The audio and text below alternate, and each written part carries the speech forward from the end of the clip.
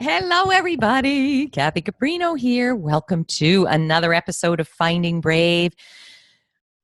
Today is one of those days where I'm pinching myself and saying, how is it possible that I get to do this work that I love so much, that inspires me so much? But I know how it's possible because I worked my tail off to make it happen.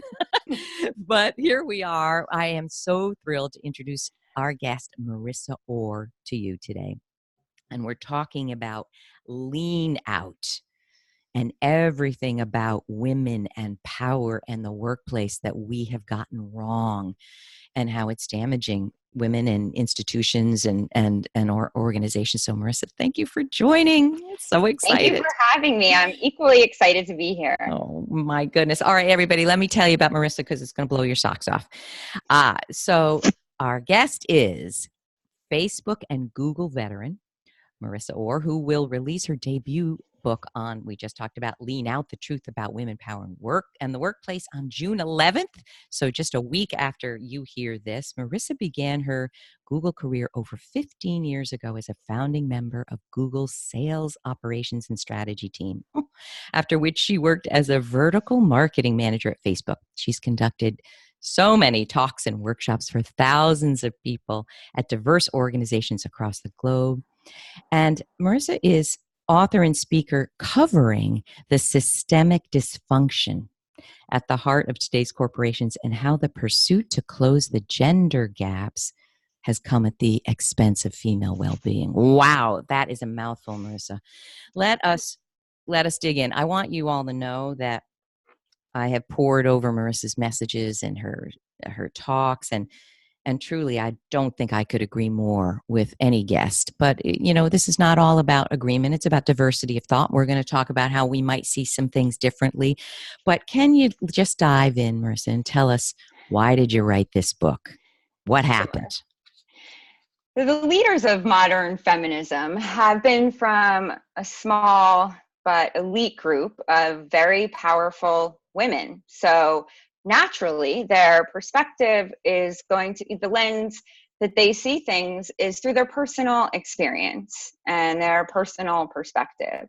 But that's been very limited. And it means that so many working women don't hear their voices or challenges or concerns reflected in the national conversation. So I wrote Lean Out to represent those voices and to tell a different side of the story about women at work. All right. So I couldn't agree more. Dealing with, coaching so many women who I wonder if you'd agree with this. I don't think they see themselves in what's being discussed about leadership, or it makes them feel wrong about who they are. Question themselves. Okay, I don't want that. I don't want to look like that. I don't agree with this. So, so you're kind of speaking as the every woman, aren't you? Yeah, because when you do question, right, you start to doubt yourself, and it makes you feel a little bit like sort of you're betraying your identity as a modern empowered woman. Yeah. Right. Because it's been defined like what feminism is and what you should be and what your career looks like and what success looks like, frankly, has been defined so narrowly that if you feel a little bit differently, it can be disorienting. And, certainly that was the case for me. So I totally agree with you. Can I give an example and see if this is what you're talking about? Sure. As I mentioned, I had an 18-year corporate career and I rose to vice president. What was ahead of me was senior vice president and then president. And I looked at their lives. They were all men.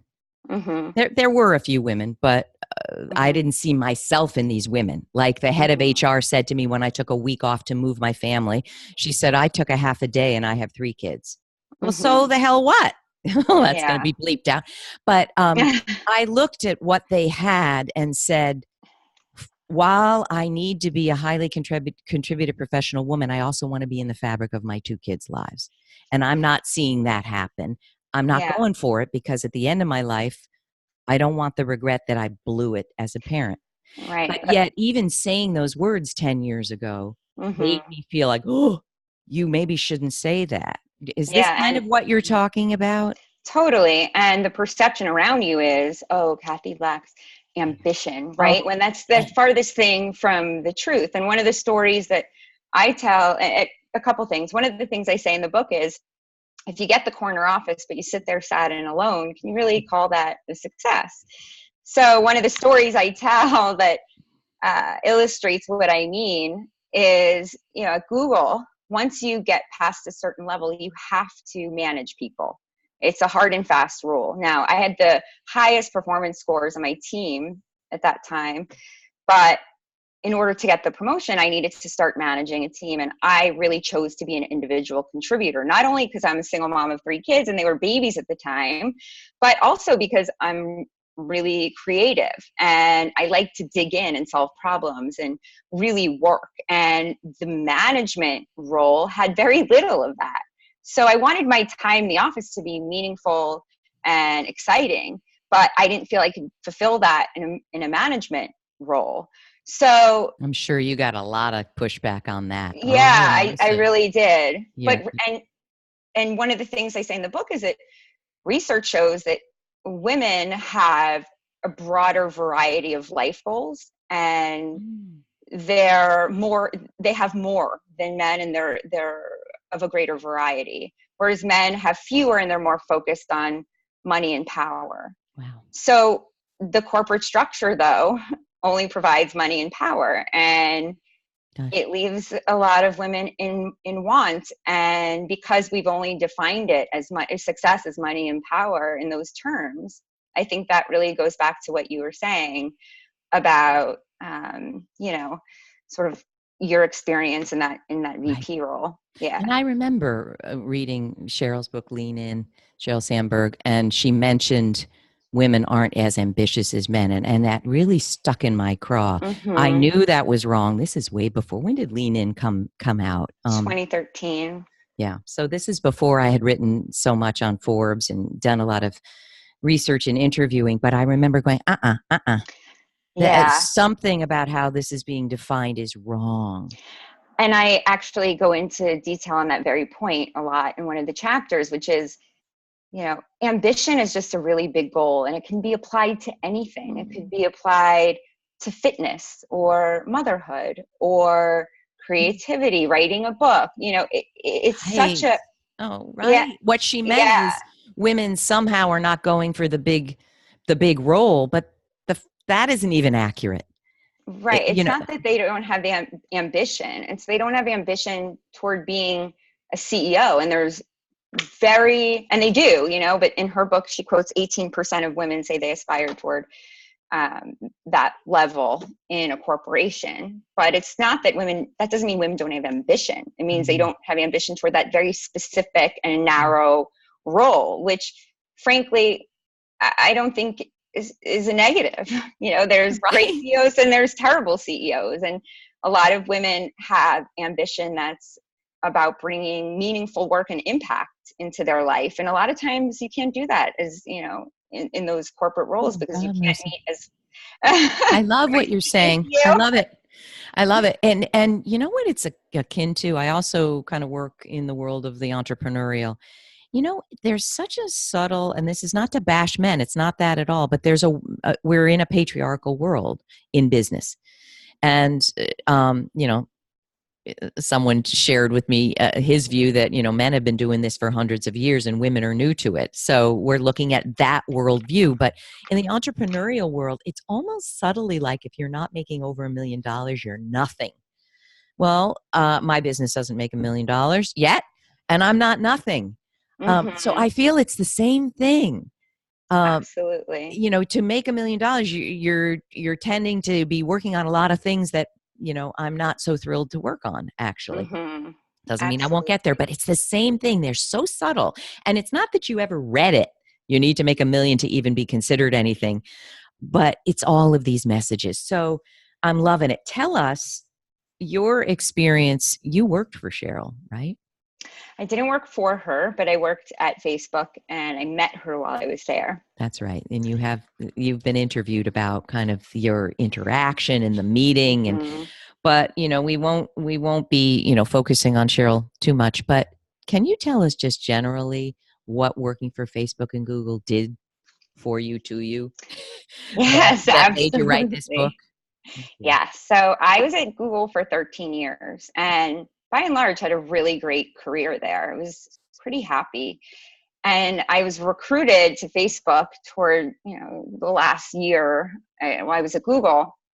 And I was pretty happy, but I thought because Facebook was smaller and for a myriad of other reasons that I go into in the prologue of the book, I decided to leave Google for a job at Facebook. But things at Facebook went incredibly, it was very different than I expected. And I ended up being in this terrible situation where I was really bullied by a powerful female executive there. It was not Cheryl. And it kind of broke me in a way. I was sort of forced into this place, this dark place where, you question your identity of like, who am I and what do I want? And when I really asked myself those questions, the honest answer was that I was never really going to be happy in the corporate world. And I was never really going to fulfill my potential there. And I had started a lecture series at Google about female leadership. It was a side project. And I thought, that's really what I want to do full time. So even though my experience at Facebook objectively was not by any stretch good, I'm really grateful for it because it really put me on the path of pursuing my dream and writing this book. So in the end, it was a gift and it put me on this path. So I love it. I can only say thank you. Can I ask you this? Having gone through something in the years right before 9/11 when I was a VP and getting a settlement, which I'm finally going to write about. I had a gag order. You will not be mentioning this. So that's almost 20 years ago. I feel that you are very, very brave to this recently out of it to be talking about it. What do you feel about that? Are you nervous about it? Do you get pushback from Google and Facebook? Can I hear, because I'm very I'm admiring of you in doing this because it's no small thing. Well, thank you. And it's a question I get a lot, so I have no problem talking about it. I actually started writing this book while I was still at Facebook. Wow. It was really a way to take the power and control back in my life and put it in my own hands because I felt really powerless in my day job. And I had already worked so hard on this lecture series while I was at Google. So it brought a lot of joy and meaning into my life to return to working on it. So I was actually fired from Facebook because of this bullying situation. And again, I go into all the details about it in the prologue. And also it's posted online on my Medium page, which is at Marissa Orr. So you can read about all the dirty details there. But essentially, similar to you in the gag order, when I was fired, I was offered severance. It was very, very measly. I felt like it was almost insulting on purpose compared to the industry standard, but I didn't sign it. And from what I hear, that's very rare. I didn't sign it because what it meant, even though I was, I spoke to some attorneys and there was some legal action I could pursue. And, one of them said to me, oh, maybe you'd get a year or two of salary. I thought that meant I couldn't write the book because when you sign the agreement, you agree not to talk about certain people or things or experiences there. And I had already gotten so far in the book by that time, no amount of money that I could have gotten would have been worth not pursuing it because it was my truth. And at that point, I just felt compelled. Looking back on it, I think if I were my own mother, I would have been slow down, Nellie. Yeah, but I would have been exasperated as my mom was. She's super supportive, but at the time it seemed crazy. But I can only explain it as I felt compelled. And to do it. To your question about, the courage or backlash or response from Facebook and Google, well, the book is not out yet. So they haven't read it and don't know exactly what's in there. But a couple things. One is I told my truth so I can sleep well at night. I mean, I have it's true though. I mean, this is my truth and that's what I hold on to. So whatever happens, I know that my view of my own character and my integrity will be intact. And that's really the value that I hold up. So whatever happens as a result, you know what, it happens. And I will feel good about what I did. Oh, I just wanted to pause a minute. I mean, there is power in that. And Marissa, we were talking for a second beforehand about, I'm writing a book, and we were talking about when you care about a cause, you can intervene on a lot of different levels, societally, globally, institutionally, culturally. And we have to get into how the institution of work needs to change if women are going to thrive. And I'm just happiest working individually to help women be powerful, because not to look like men, but you got to have power internally and externally, do what you want. But what you just said is so true. When you own your truth and you don't have to suppress it, you become very powerful. Oh, I just got a chill. It's when you feel like you are less than or wrong, or you're going to be punished for your truth, that's where the power goes away. Would you agree? I couldn't agree more. And actually, so much of the book is about how these corporate power structures, it's like where truth goes to die. The cemetery for truth.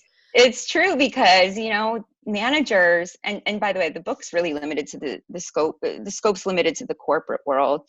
There's different power dynamics there. But when you work for a corporation, your manager really has total and absolute power over you and your livelihood. And so it's really hard to defend your truth and be authentic in yourself, because the power structure requires that you obey.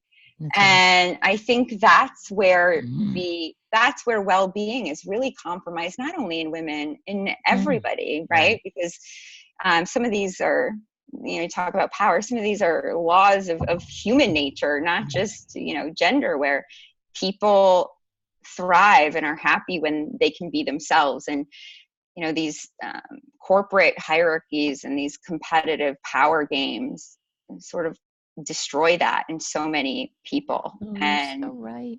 Yeah. And add to that, are you an introvert, by the way? Very much so. I know that. Do you know that I'm an extrovert or an ambivert, truthfully, but my son, who just graduated from college, is an introvert, and something happened to him in college 2 years ago, and I went, oh my God, that's discrimination. Something about how a classroom thing had to happen, and he just couldn't do it the way the extroverts. So I started tracking how many women come to me for help who are introverts, and it's something like 80%, if not higher. They are struggling in ways that extroverts don't, and I do believe there's a bias in our corporate culture. Do you? Absolutely. And again, it's something I talk about in the book in some capacity. I don't touch on it that much or overtly, but one major point that I make is that this research has been done to show that the best predictor of who rises to the top in terms of personality traits, so there's the big 5 categories: extroversion, and specifically there's a component in extroversion that's desire for dominance. And extroversion is the biggest predictor of who will rise to the top.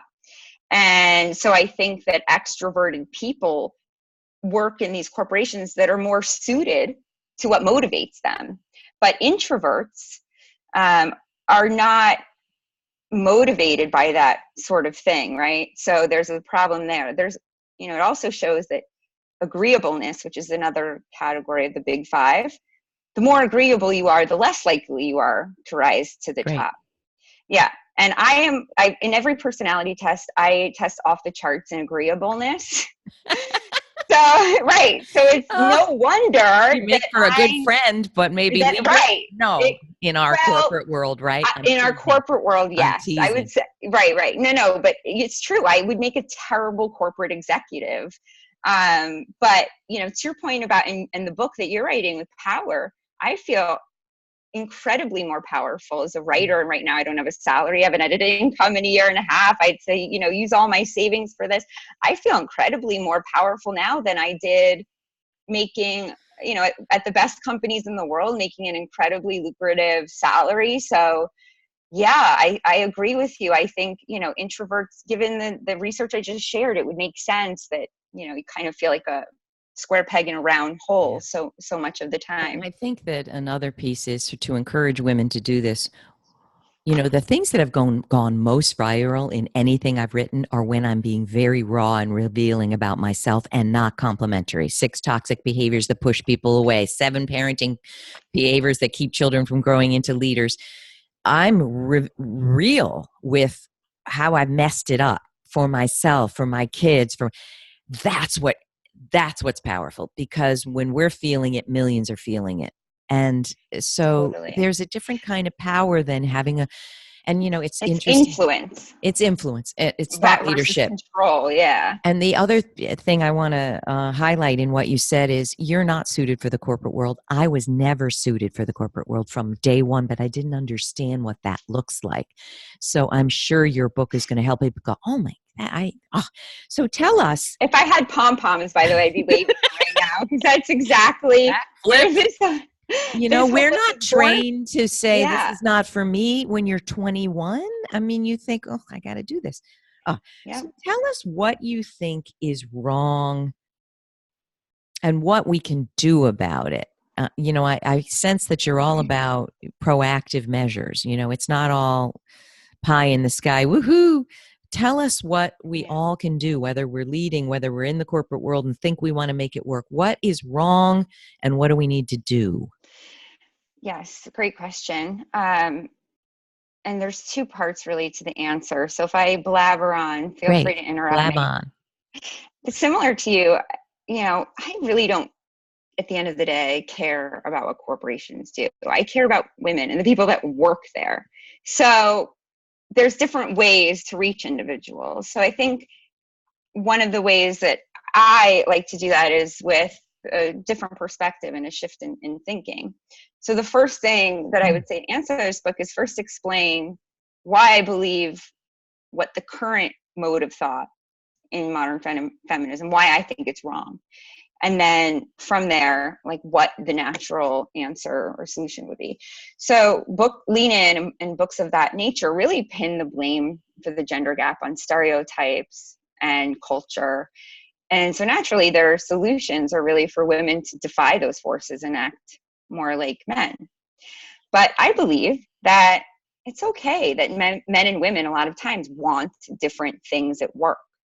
And so instead of dismissing women's sort of unique needs and wants as a product of cultural oppression, I really think we need to listen to them and take them seriously and find ways to adjust the corporate structure to better meet the needs of women versus adjusting women to better conform to this outdated system of these structures. So with that in mind, I think that's just a sort of level set. So what do you do, right, is really the question. Well, I think it's very powerful to understand and recognize that our institutions aren't really designed to meet so much of our needs. And figuring out where that gap is and then meeting those needs yourself is incredibly empowering. So for example, it all starts from within. You've got to really understand yourself. And that's a journey and it takes a long time. And one of the things that I say in the book, the key message is defining success on your own terms. And I think instead of measuring ourselves or women in general on the metric of winning, right? Who's winning more power, who's winning more money? We should be using well-being as an anchor and the goal. And then from there, figuring out what contributes to my well-being. So one thing for me was, creativity. Well, I go into this in the book, but there's so many ways these corporate structures suffocate creativity. So then the choice becomes, well, then how do I pursue this need that I have, right? I started writing, I'm a single mom of 3 kids. It's not like I had all this extra time to write a book. I had to really change my whole life. I started getting up at 4:30 in the morning and working on it for an hour and a half before I got the kids up for school. And then I got myself to the office. But fulfilling that need that I had gave me such a feeling of being in control and it gave me a feeling of self-control and power, that it was a cycle. Like I wanted to do it more and more. So just by recognizing, okay, our institutions are limited, I can't get this, I can get this, it does take the power back a little bit, and puts it in your hands. Now, I also am fully aware that most people don't have the resources to just, pursue Woohoo, I'm going to whatever it go, is. Right. And lean out it doesn't mean quit your job or, reduce your ambition. It doesn't mean that at all. It's just leaning out of other people's stories of who you should be and what your career should look like and what success is. So I do think solutions are, I go into a whole chapter about what companies can do, but I'm, again, way more interested and invested in what individuals can do. And you know what? Power structures, they take a long time to change if they're ever successful at it. So it begins, starts, and ends in the individual. And I do think that orienting around well-being is a start in figuring out who you are, what you need, and then how to fulfill those needs. God, how beautifully put. Can I share something and see what you think about this? Yeah. I'm really going to be transparent because you're inspiring me. Look how brave you are. For years, I wrote about, my first book was Breakdown, Breakthrough, about the crises working women are facing. And I developed a lot of talks. I do a lot of talks. But what I noticed is one very prominent sports organization was going to hire me for their leadership conference. And 3 different young women interviewed me. And 3 of them independently said, we're afraid women are going to quit when they hear you. And after, my heart started beating, and that happens when I get mad. Now you're making me nervous for my speaking career. Well, I'm going to give you a tip, right? Yes. But you don't need any tips. You're rocking it. But I got so annoyed that I said, I got to tell you, if 3 of you are worried that women are going to quit, what's going on in your company? And they said, it's terrible for women. And my high level speaking friend said, get the gig, Kathy, just get the gig and go and say what you want to say. But the good, pleasing, accommodating little girl, Kathy, didn't want 1,700 women to line up to quit because then my blah, blah, blah, I didn't take the gig. What I'm sharing with you now is, this is what I want to say to women. You and I are happier outside the corporate world, but that doesn't mean you listening are. So what I'm sure you want to say, I don't know, don't let me put words in your mouth, but what I want to say is, I want to help you be stronger, have more well-being, and be more powerful now. I don't care if you quit next week. I want you to know what it feels like to be fully yourself in this job. And that, I think, I'm going to get hired to speak about a heck of a lot more than career breakthrough, which says to people, I got to quit this crappy job. So does that speak to you in any way, shape, or form, what I just said? Absolutely. The whole message of the book is to be yourself. And I think that with well-being is all about who you are and what you need. And if you are somebody, like, for example, my daughter, she's 8. Oh. She is the baddest, bossiest, amazing. I mean, my mom and I talk all the time how my daughter's going to run a corporation one day, right? Yeah. And I admire her. I always say I want to wear a bracelet that says WWSD for what would Shelby do, because she and I are so different that, I learn from her and I hope she learns from me. There's room for her to be who she is and for me to be who I am that don't compromise one another. I mean, she is destined to be a CEO and I freaking love her for that.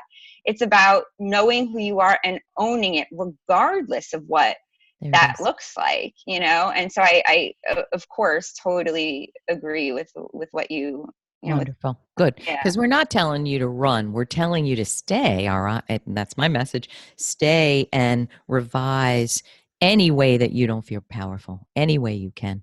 Another thing I want to ask you about, Marissa, in my time as a marriage and family therapist, the whole world changed for me. Absolutely turned it upside down. But my book is a lot about what your childhood taught you.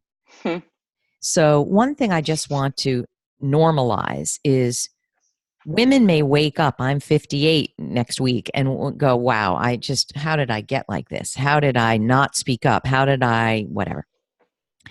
I don't want you to blame yourself. Those of us even who are boomers, older generations, were raised in a very particular way. If you think pleasing, what was the word? Accommodating? No, what was the word that you are? Agreeable. If Agreeable. you think agreeable is off the charts for you, every boomer girl, I think, who was born in that generation, you were malleable. We know what it means to be feminine: malleable, pleasing, weak, vulnerable. So, stay tuned for my book next year. But sometimes we have to look, not sometimes, we always have to look back on the messages we got when we were small, because Mm-hmm. they're still with us if we haven't changed them. What do you think? Yeah, I mean, I think that so much of the way we act now are, based on these patterns that we developed as kids, and now sort of we're on autopilot. And Right. it takes somebody who's really committed to understanding themselves and live a better life. I mean, I work on it every single day. It's been scary. This journey has been really scary, and it takes a lot of internal work, and I wouldn't change it for the world. But recognizing the patterns that you've developed, what they are, is the first step. But then I think it's also really important to, at some point, once you feel you understand how you got to where you are, and sort of the forces that have shaped you, that the second part of the journey is now how to take ownership to change that. That's right. We And don't want to stay in the yeah, past. We don't want to stay with blame. It's, but oh, wow, I but get it. understanding Now those what? forces is incredibly powerful, Don't you because think? becomes a little impersonal. It's like, oh, I'm that way because of X, Y, and Z. And so, okay, now I need to do, That's it. ABC or whatever. And I think it's important not to, like, the understanding of it for me was so powerful and so life-changing. But then there's this area where you can sort of get stuck. I've seen, a lot of people get stuck in that part of, okay, well, it's their fault I'm like this, and then get bitter and resentful. Right. But I read somewhere once that if your whole journey in life is about overcoming that stuff to get to the middle. So they recommended looking at it like, this is your life's mission and journey. And when you look at it like that, it kind of pulls you out of the Oh, past I and love that. Rather than, why has this gotten in the way of my journey? No, this is your journey. this is I your really journey. This believe is you what, came into this life to have these. right, We didn't come right. in to walk in a paradise every minute. What the heck fun would that be? I mean, who really has escaped childhood unscathed? Let's be honest. Like, there's And my none of my us. kids won't either, as much as I've tried to. Of course, our intent, no matter our intentions, right? Everybody's a little battle scarred, some worse than others. And, nobody has grown up without something like that. So what your shtick is, or what your, Yeah, forget it. It's yeah, work it. Work your quirks. exactly. All right, Marissa, one last thing. I want to leave with an uplifting comment here, or not, whatever you choose. If Google and Facebook and every other, I'm wondering too if in tech behemoths, we also have a solidified challenge that maybe more nimble, smaller organizations not in the tech world. I'd love your thoughts. But most importantly, if major leaders around the world of major organizations that are shaping millions and billions of people's lives could listen to this podcast, God willing, what do you want to say to these leaders? Damn the man. No, I'm just kidding. She lost It it. was a joke. You know what? You got to maintain a level of humor about this Oh stuff, no. right? That was meant to make you laugh. Oh, The good. truth is, I would say that if you can create conditions in your organizations, you can create conditions of trust and put systems in place that really take care of your employees' well-being, your business has nowhere to go but up. And it's difficult for people to do that and accept that. They also should read my book, because chapter 9 is all about what corporate leaders can do in their organizations, but it all comes down to creating conditions of trust where people can be themselves and contribute the full range of their capabilities, instead of trying to conform. So I would say that. I love it. And can I just add, and we're going to link to your book, cannot wait. I'm going to add this. The only way anyone can do that is if they start getting hip to the biases that they have that they didn't know they had. So I'm even asking women to stop tearing down other women. I mean, I know forceful women, powerful women who they'll share with me and they don't know they're revealing it, but some woman they met pissed them off. And if I really push, it might be that they're too confident or too assertive or too aggressive. I'm even going to ask every woman listening to look at how she tears down other women. What do you think? I think that we see the world as we are, not as the world is. And so when we have problems like that with other people, that's usually coming from an insecurity we have in our own lives. So unless you're willing to be honest with yourself and take an honest look at yourself and what you're doing that's contributing to the positive and negative things in your life, and you work on that, the other stuff I think falls into place. I love it. And if you're a man and you're leading, please today start looking at the biases you have about what is great leadership, what is power, what is strong communication.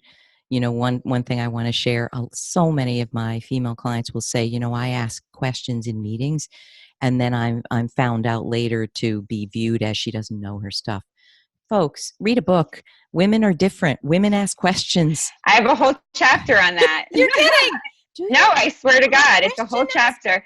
It's about the fact that female dominant traits like empathy, listening, consensus building are often mistaken for weakness, lack of information, lack of know-how, lack of understanding your business. And it's mistaken for lack of confidence when it's anything but. In fact, most times being able to ask questions and being being uncertain about the things that you're uncertain about is actually a reflection of confidence. And so, you know, again, these power structures really destroy true confidence in favor of fake confidence, like bravado. So that's really the system. That's the issue to address.